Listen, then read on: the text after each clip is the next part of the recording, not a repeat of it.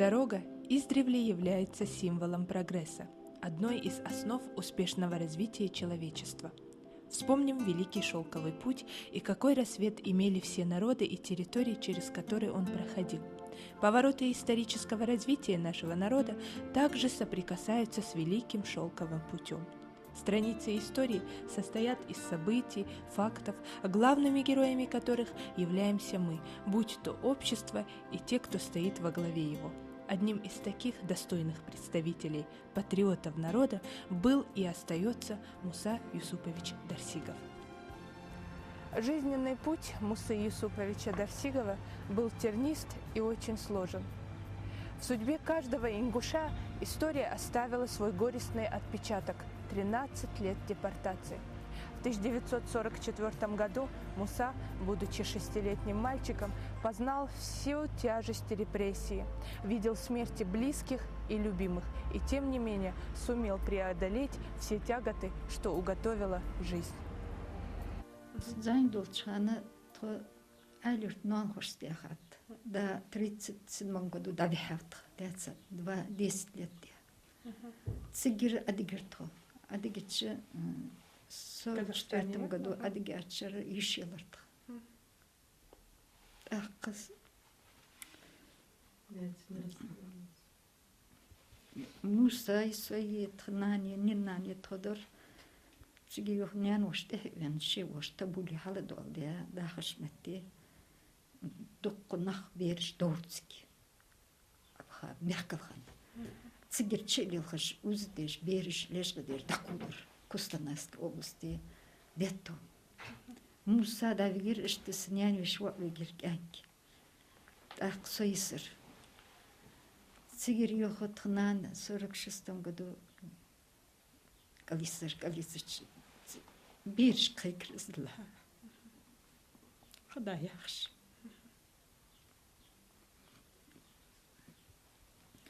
Цигир из доштелерцо, он схавал цалдиалч, истапалдут бас. Так. Вахац обалдерс. Муса цавал шивер бейр. Ну, ценян шива. Ценмер бейр муса цавал. Юх цигир юх. Да цавен юх отпунске халдуал яш. Да хаш лелж, да давялар. Так муса с детства был хохар.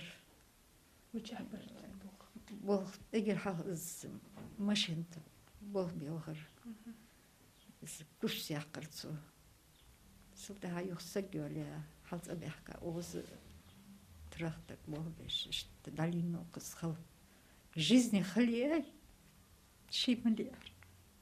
Что схогнуви ан валдак даришан. Валда дагдацр. Валдагам. Ну дизелге нахаге юхжвацкс. Дин шикам ди халбат дигартш. Депутат ятач да постоянно соч назрани яхса хач ухош цинцногости хач ухош юрда удыш ахайна сам халда сатем батст хач вич абеда что согтлилер жо халз авич халз ночка ночцевый остечан су малеза холоди далма хайшац. Муса Юсупович Дарсигов, как и большинство нашего народа, был уверен в том, что справедливость все-таки восторжествует. А для этого надо приложить много сил. Надо учиться и стараться приблизить мечту отцов в становлении республики. И в этом процессе наш герой принимал самое активное участие. Сегодня в нашей передаче те, кто находились рядом с Мусой Дарсиговым в эти переломные для всей страны годы, рассказывают, в каких тяжелых условиях приходилось отстаивать правду. Мусу Дарсигова я уже знаю более 20 лет. Первое тесное наше знакомство завязалось именно в тот период, когда мы создавали Ингушскую республику и в момент, когда принимали закон о реабилитации репрессированных народов. На какой должности вы были? Я тогда был муфтием ингушского народа.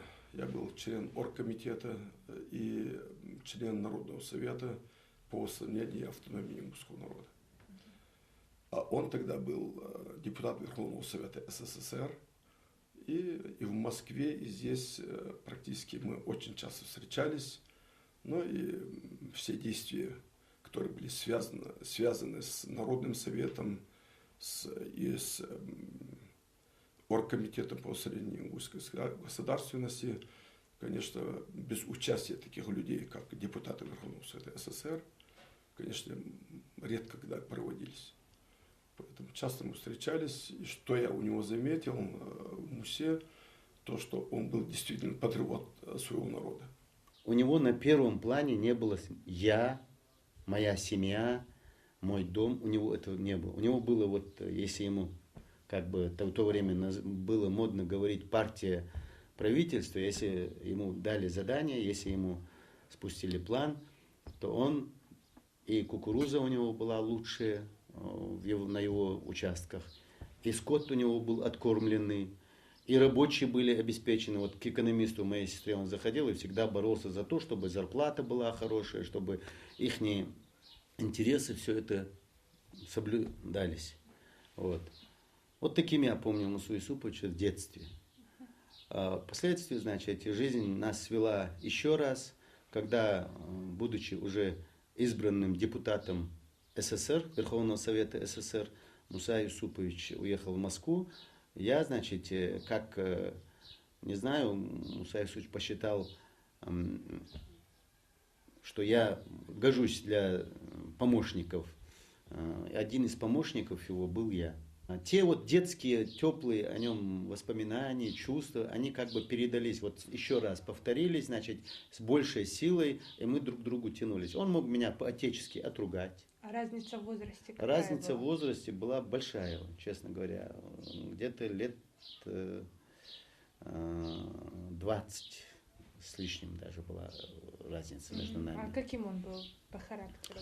Вы знаете, Муса Юсупович был, я как говорил уже, очень ответственный человек, но Сложный он был, характер у него действительно сложный характер был, очень сложный характер, его характер понять было нелегко. Иногда многие считали, что этот человек такой малообразованный, неграмотный, что он может сделать. Большинство так считало. Но если судить об этом человеке как по его поступкам, по его действиям, по тем вещам, которые реализовал в своей жизни он, то я хочу сказать, что Муса Юсупович один из лучших сыновей нашего народа.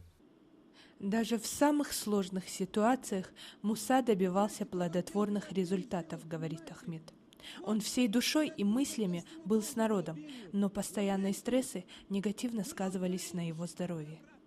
Будучи депутатом, это была очень сложная работа, очень ответственная работа, очень напряженная работа. Сутками они там сидели, мне приходилось по 2-3 дня не видеть его, потому что он был там, в зале, выходил, он был выжатый лимон, еле-еле доходил до койки. Даже, я помню, он сутками не ел. Вот он был занят этой проблемой, своей работой. Но напряжение, конечно, на него сказалось, и получил он инфаркт. Получив инфаркт, значит, мы быстро обратились, и, конечно, как депутата, как уже любимца своего, его быстро госпитализировали в Кремлевскую больницу, и я находился возле него. И в этот день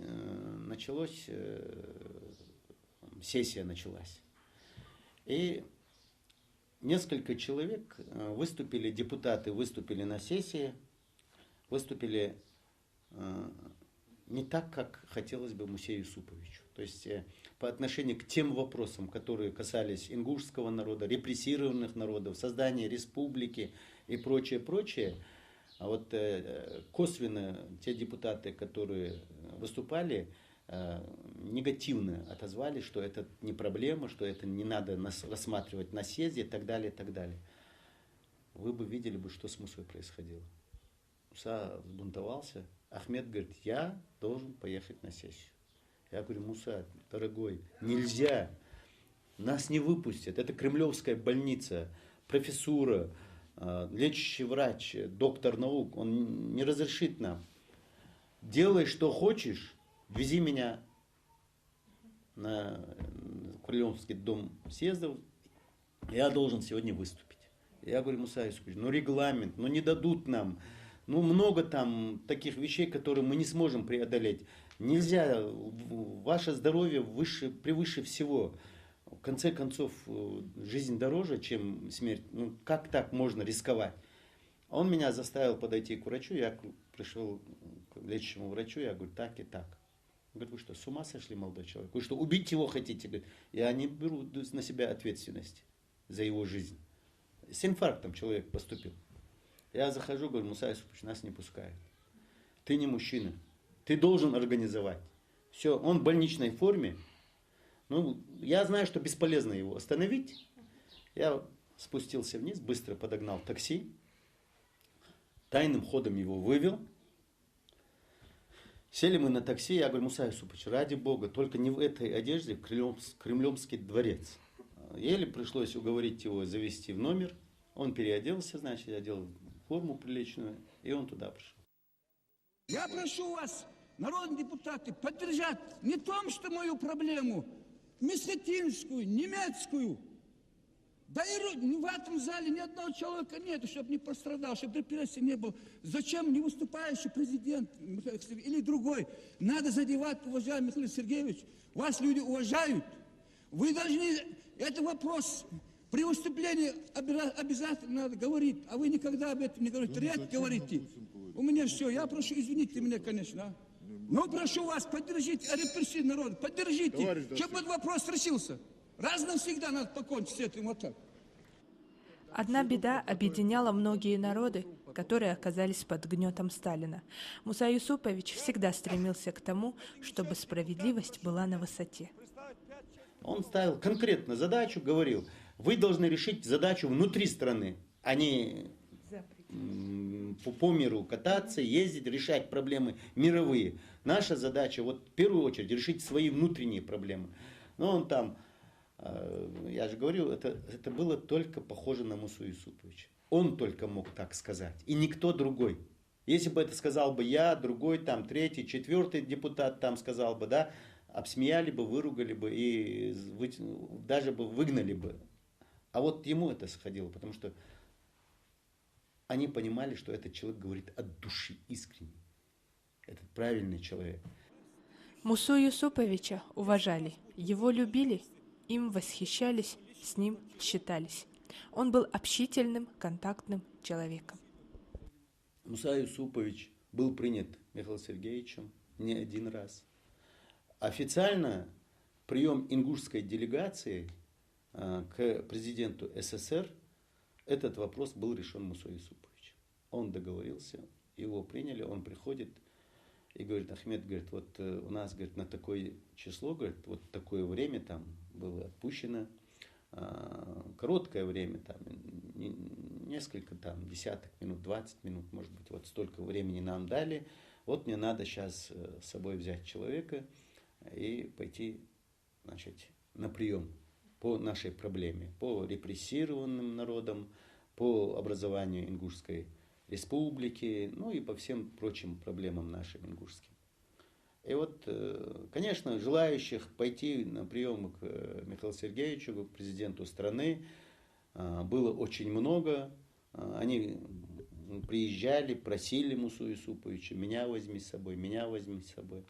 И он пришел, говорит, ты знаешь, Ахмед, говорит, я, говорит, наверное, с Кадзоевым Исой пойду, говорит. Этот человек простой, говорит, от народа, говорит, и я, говорит, возьму его. Я говорю, наверное, Муса Юсупович, это правильно. Все-таки он от народа, давайте. И вот первый прием у них был вместе с Кадзоевым Михаила Сергеевича. Они, по-моему, около час 20, по-моему, вот так были на приеме. Вместо 20 минут там. И когда они оттуда вышли, Иса был удивлен тем, что как просто, как легко Муса Юсупович общается с первыми руководителями страны, как он излагает проблему. Вот. И эта проблема была доведена до ушей руководства, они выслушали, ну и дальше, как мы знаем, вот этот процесс пошел. Бенгулат уже референт ящик, да, дальше. Да, Ельцин уже карточки отмахает референт. Я не знаю, снова, как он мог забыть, но я не забыл. Да, so, дальше диван тахир. Я диван тахир, диван тахир, so сенс, хакштвол Ельцин. So, трое, 23 раз, трое, кот и заусацу. Царь нахи лапарцинда. Так, я صواش محلش دي هنا بيست ستوريك اوتر يلسنس حاليا شواش غندر غاد وتر تصون حت خير سرازو خير دي اقول يصح كاشني بدخل ماي دار يرتسو سو نوس انتر пока приостановить Ингушской республики не создать, пока Чечня идет. А все равно острых камер до ветра. Ладин сельц, а я. Аз я веня вейнам, тот думаю раз вейнам это. Соуикр. Аз я веня. Борис Николаевич я раз. Кабинет видишь я раз ваш. И я живым я раз. Судим уч арва гварч я раз. Чем целого сосек амен хац предать цель я раз. Соуч лего я раз. Сунес камалка мне я раз. Да тент ар улика. Дах садяка. Давага ши галт вот летать песни столько вот это указание да что хазбулат к шахраки что на руку за немедленно создать немножко срочно ребенок там далеко яхши. Именно благодаря таким людям, как Муса Юсупович, все прогрессивное и передовое, к чему всегда стремится наш народ, стало возможным. Процесс развития и становления республики напрямую относится к прогрессивным этапам истории нашего народа, непременно считал наш герой.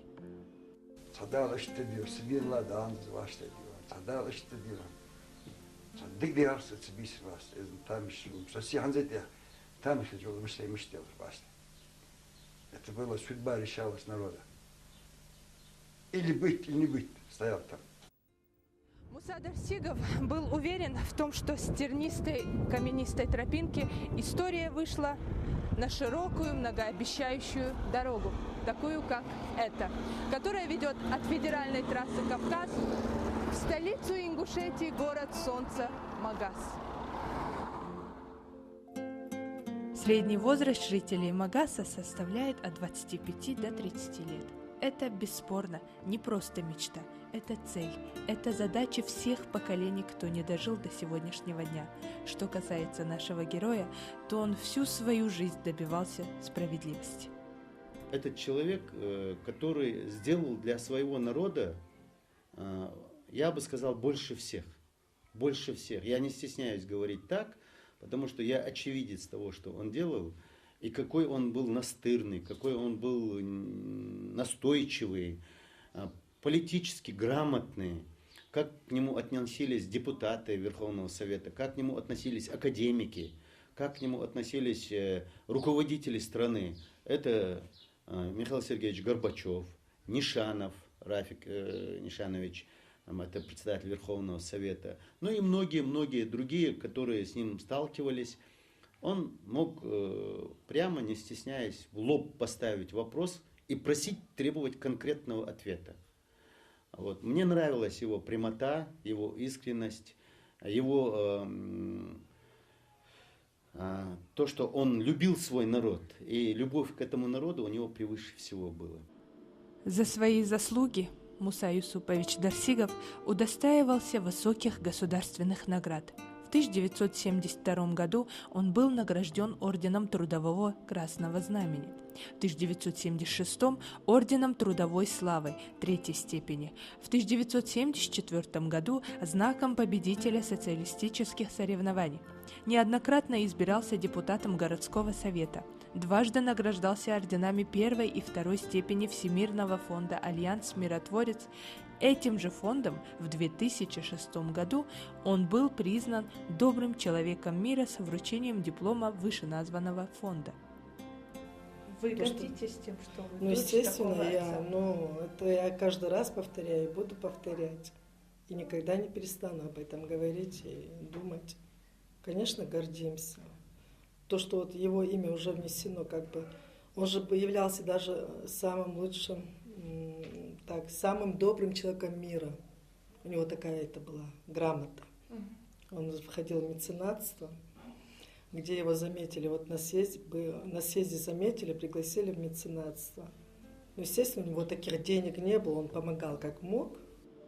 Свои достижения Муса Дарсигов передал нам, юному поколению, этот яркий свет вечного солнца, для того, чтобы мы, живущие сегодня, учились в школах, в высших учебных заведениях, работали в различных сферах, в стройиндустрии, выращивали хлеб на полях, врачи заботились о здоровье, спортсмены побеждали и посвящали свои победы Ингушетии, ученые трудились над научными разработками для того, чтобы наша республика развивалась, чтобы качество жизни нашего населения с каждым годом повышалось. И все это возможно, когда есть цели, а мы все едины в этой благородной миссии.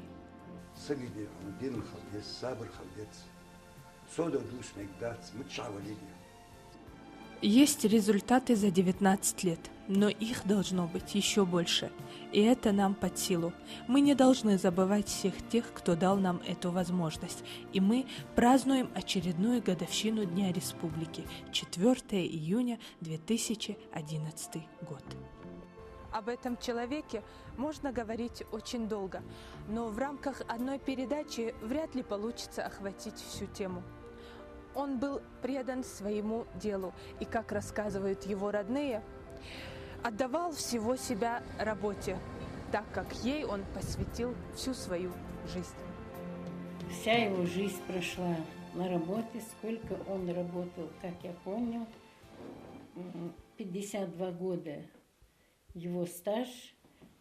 Наша совместная жизнь – это 48 лет. Ни один год не использовал отпуск свой. Все стремился работа. В семье и дома его очень мало бывало. Все время находился в основном на работе. Он только стремился благо рабочих своих, благо жителей села, благо народа. Ничто на земле не проходит бесследно. Жаль, что Мусы Юсуповича сегодня нет среди нас, но его благие дела живут в сердцах тысячи людей. Человек был уникальный, неповторимый феномен в моем понятии. И таких людей мало. По-моему, я не нахожу таких людей. Вот такое у меня воспоминание о Мусе Юсуповиче. Потери Мусы, конечно, для тех, кто знал его, это большие потери для нас.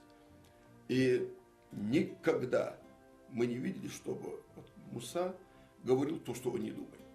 Это самое главное человека, что он говорит то, что он думает, а не лицемерие. Это и по религиозному самое страшное, и даже человеческие отношения. Человек должен говорить в лицо то, что он думает. Для нас он навсегда останется достойным сыном ингушского народа. Дорогу осилит идущий. Да, это так. И только тот сможет пройти до конца и называть себя патриотом, кому близки и горесть, и радость другого человека. Муса Юсупович не был равнодушен к обществу. Он шел вперед, прокладывая светлую дорогу для будущего.